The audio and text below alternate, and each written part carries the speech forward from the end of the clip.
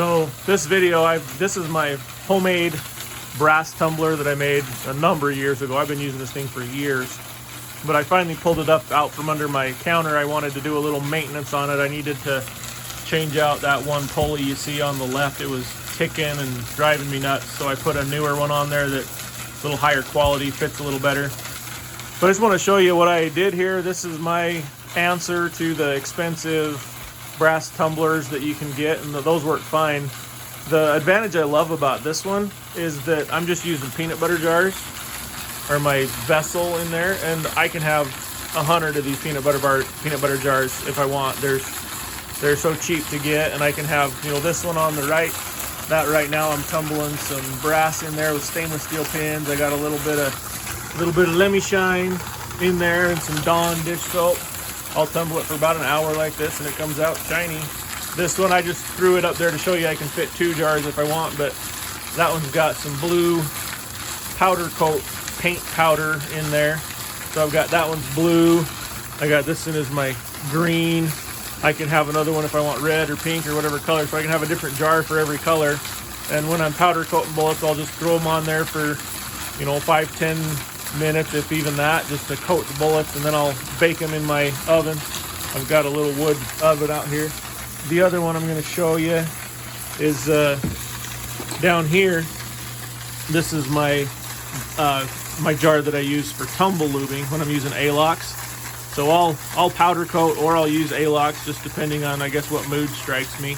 I kind of like having different colors. I do cowboy action shooting, and so I'll have, you know, I'll try to color code my bullets, or coat them with the non-coated is another meaning, just depending on what loads they are. I like to shoot a certain load. My daughters like to shoot different loads.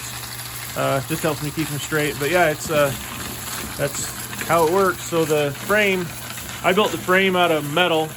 It was just some old scrap ATV pallets that I cut up for the framework. It's just an old motor. You can kind of see the motor down there that I had kicking around. Put a little teeny pulley on the motor and a really big one on the rod there to gear it down. But and then on the other side, I'll show you that. You see those two rods are belted together just to keep them running. I'm going to point out another thing. You see how that red lid jar is kind of hopping, and some of that, if you decide you want to do this, those screws, you can kind of see how those stick out a little bit. If you can find some that are a little more flat to the surface, they work a little better. But that's just oak. This happens to be an oak pallet that I cut up and just cut a chunk off of it and just screwed it through. When I do that on this one, that's the same thing here. You can't really see it because it's moving, but that's watertight. None of the water leaks out of those when I screw them down tight. But that gives you a little bit of a stirring mechanism in there to keep the brass or the bullets or whatever I'm tumbling, keep them moving around. This one has 3. I think one of these I've only got 2 in. Looks like, yeah, my blue powder coat jar just has 2 little flights in there. So that works just as well. I'm going to point out too, I've got this blue electrical tape. I put that on that rod to give it a little more grip. Just kind of help it grip that jar as it comes around. And so some of these jars have tape.